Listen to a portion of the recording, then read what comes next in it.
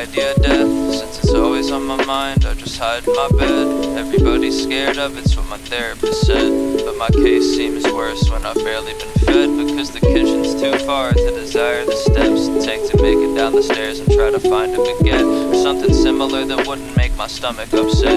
It doesn't feel like this is real, yeah, my mind is a mess. The only times it seems clear is when music is played. Some relatable creator says I'll soon be okay, or when reading poetry and trying to soothe my dismay. And I can lose my insecurities in cute little sayings like, why frown when the sun goes down if you wake in the morning to such nice sounds? When the nighttime creeps, well, your eyes might weep, but that's moonlight trying to find nice people.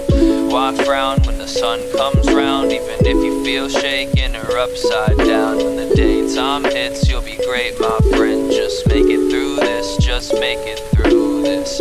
Why frown when the sun comes round, even if you feel shaken or upside down? When the daytime hits, you'll be great, my friend. Just make it through this, you can make it through this.